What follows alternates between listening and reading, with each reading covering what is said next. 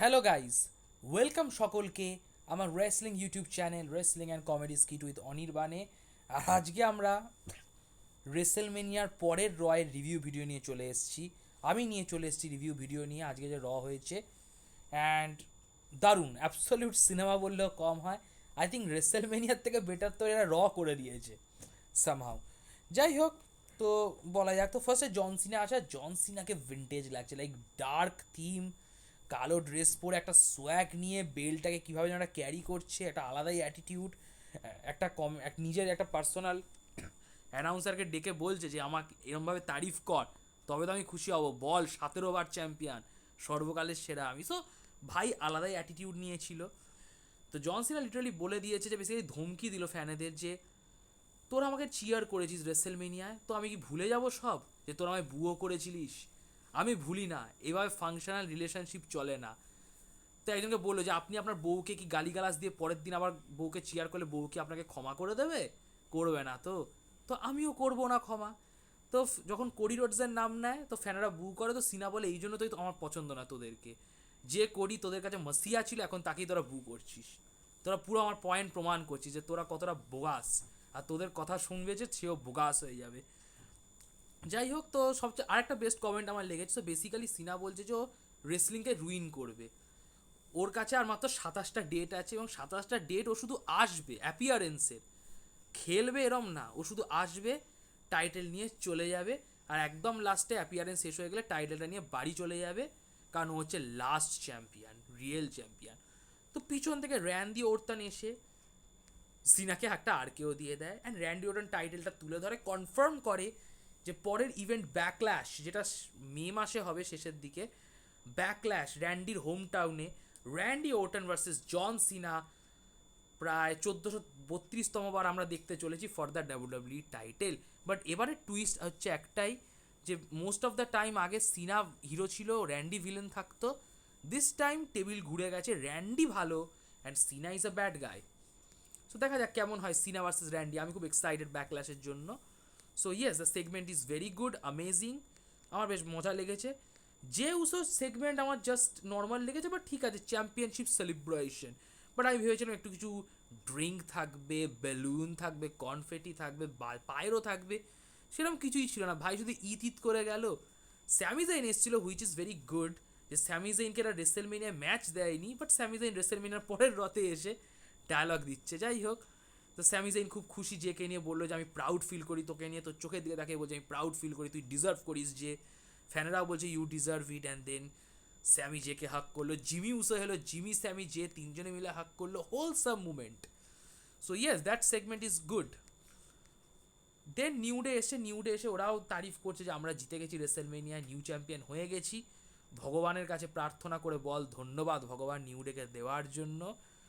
তো তখন American alpha একাডেমিরা আসে, তোজাবা নোটিস, ওরা চ্যালেঞ্জ করে নিউ ডেকে, বাট ম্যাচ হয় না, কারণ রুসেভ রিটার্ন করে। ইয়েস, ফাইনালি রুসেভ এই ডাব্লিউর মতন একটা বোগাস কোম্পানি ছেড়ে দিয়ে ডাব্লিউতে ফিরে এলো, তার জন্য রুসেভকে ধন্যবাদ।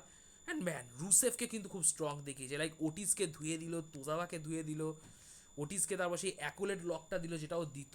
So Rusev is back as a Bulgarian brute. আমি খুব এনজয় করেছি, কারণ রুসেভের খেলা আমি দেখেছি, যখন আমি যখন ফার্স্ট খেলা দেখা শুরু করি, তখন রুসেভ বেশ বড় প্লেয়ার ছিল, লাইক রোমানের সাথে তার রাইভালরি ছিল।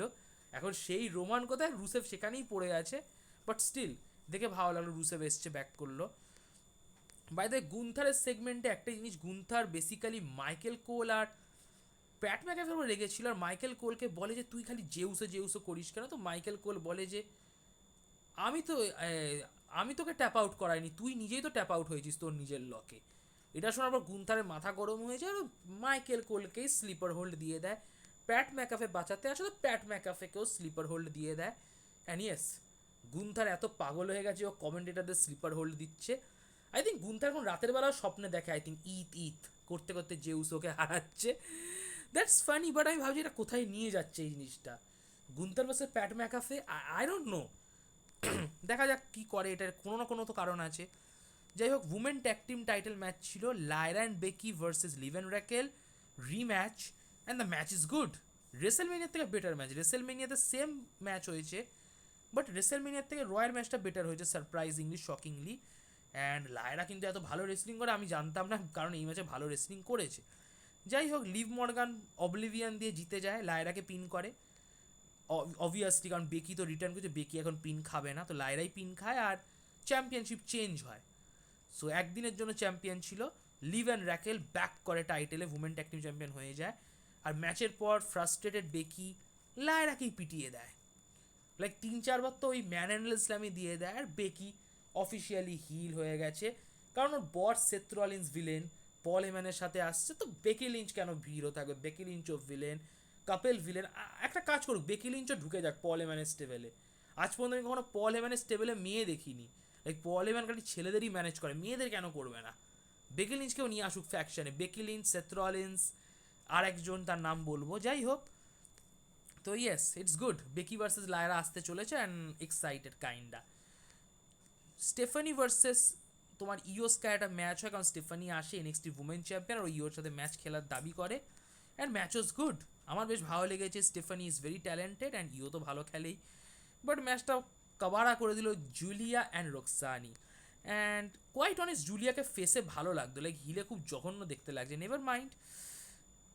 যাই হোক, তো ওরা খুব মারামারি করছিল, দেন রিয়া রিপ্লি আসে, রিয়া রিপ্লি এসে রোকসানাকে পিটিয়ে দেয়, জুলিয়া ভয় পালিয়ে যায়, অ্যান্ড মামি অ্যাকচুয়ালি হেল্প করে ইওকে উঠতে, বাট ইওকে একটা ওয়ার্নিং দিয়ে দেয় যে আমি ফিট হলে, আমার চোখ ঠিক হয়ে গেলে, ফিট হয়ে গেলে কিন্তু আমি টাইটেলের জন্য আসবো। সো মামি ভার্সেস ইও স্কাই হতে চলেছে ইন ফিউচার, কবে হবে সেটা ভগবান জানে, আগে মামির চোখ ঠিক হোক, কারণ মামির চোখের অবস্থা ঠিক ছিল না, দেখে মনে হলো যা, তো বেশি দিন লাগবে না, 1-2 সপ্তাহ জিনিস।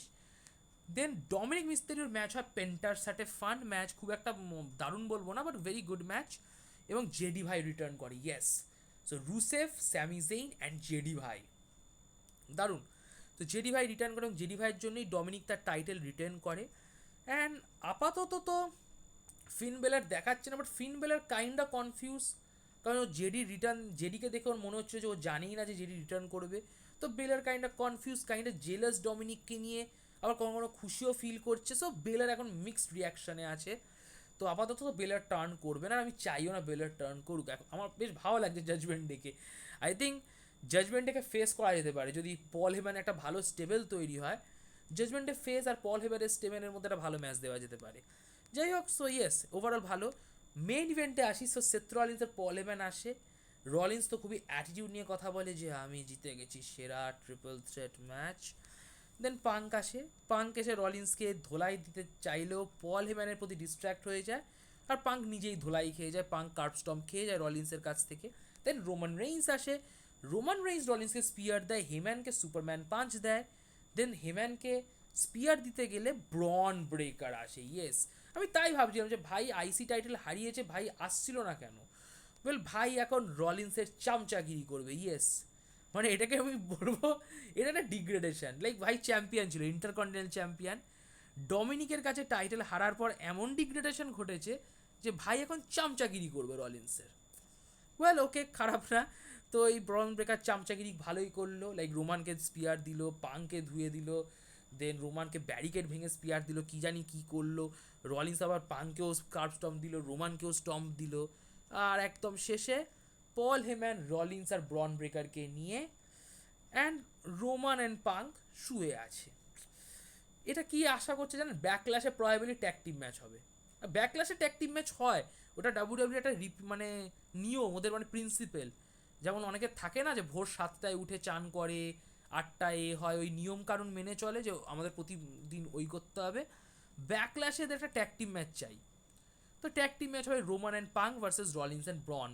মারাত্মক হবে যদি করে, কারণ ব্রন ব্রেকার তো খুবই ভালো, আর বাকি 3জন তো এমনিই ভালো। তো ইয়াস, এক্সাইটেড এই নিউ ফ্যাকশনের জন্য, দেখা যায় এই ফ্যাকশনটা কোথায় গিয়ে এগোয়। অ্যান্ড ইয়াস, তো ভিডিও এখানেই শেষ হলো। যদি আপনাদের ভিডিও ভালো লাগে, ভিডিও লাইক করে দেবেন, ভিডিও নিজের রেসলিং বন্ধু বান্ধবদের মধ্যে শেয়ার করবেন, আমার ইউটিউব চ্যানেলটি সাবস্ক্রাইব করে দেবেন, কমেন্ট বক্সে কমেন্ট করে আপনাদের অপিনিয়ন জানাবেন, অ্যান্ড নোটিফিকেশন বোতামে ক্লিক করবেন। Bye bye.